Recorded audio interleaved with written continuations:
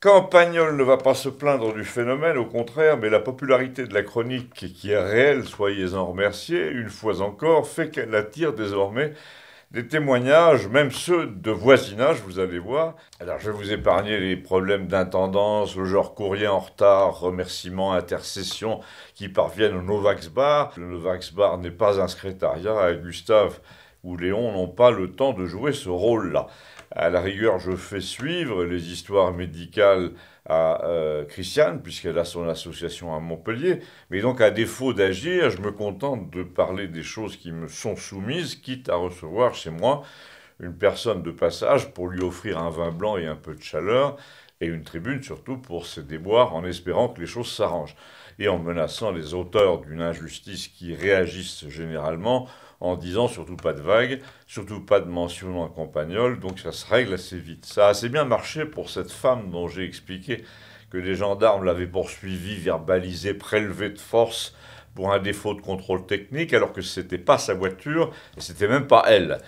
Elle est allée au tribunal, elle a gagné.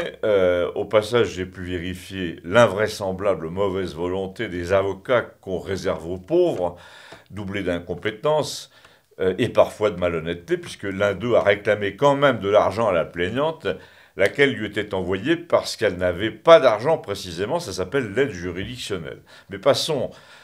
Cette fois, donc, c'est Louisette, la femme de la Bonne au Monde, qui a décidé, une de ses amies de Rodez, à venir me voir pour m'exposer ses doléances.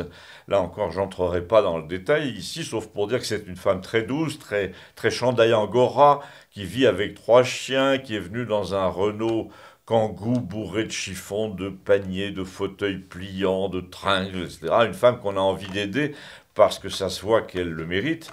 Mais avant d'en parler, il y a une autre femme qui est passée en coup de vent récemment ici et pour laquelle j'entre dans les détails un peu plus. Au contraire, elle m'a été amenée par un voisin de 90 ans chez qui elle travaille comme aide ménagère. Elle est malgache, 40 ans, un nom imprononçable comme tous les malgaches. Elle parle un français remarquable. Elle est mariée à un français et elle a obtenu tous les papiers, tous les accords des commissions adéquates pour faire venir sa fille unique qui a 18 ans, francophone, bachelier, etc., en regroupement familial en France. Mais depuis un an, l'ambassade de France à Madagascar refuse de donner le dernier coup de tampon, celui du visa, alors que tout a été fait avant dans les règles.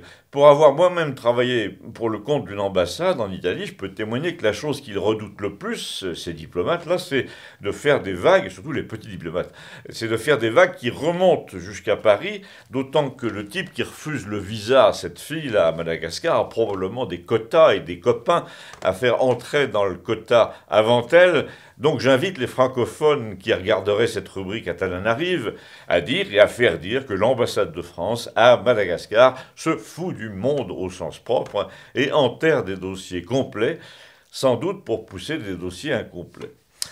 Cela dit, je reviens à cette soudaine recrudescence de demandes d'intercession dont Campagnol est l'objet, ou la cible, pour m'intéresser à ce qu'elle désigne et pour faire le lien avec l'élection de croque-mitaine Trump aux États-Unis.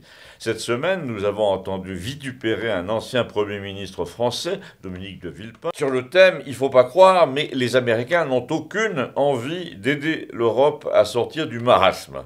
Ils ne pensent qu'à eux, etc.» À quoi, immédiatement, Gustave a répondu que les Américains n'ont toujours pensé qu'à eux. De toute façon, dans l'histoire, ils nous ont mis à genoux. Ils ont propagé chez nous le chaos qui s'installait chez eux, mais maintenant qu'ils ont décidé de mettre de l'ordre dans l'administration américaine, cet ordre va évidemment débarquer chez nous un jour ou l'autre, donc même s'ils ne nous veulent aucun bien, ils vont nous faire du bien quand même, par contagion. Mais il est vrai, a ajouté Gustave, que Villepin veut se présenter à la présidence, donc il n'a aucun intérêt à dire que ça va s'arranger en dehors de lui. L'abonné au Monde a demandé en quoi ça avait un rapport avec les cas sociaux là, sur lesquels j'attire l'attention, dont cette femme à laquelle je reviens en pull en angora couleur rouille que son épouse avait amené et qui s'appelait Irène.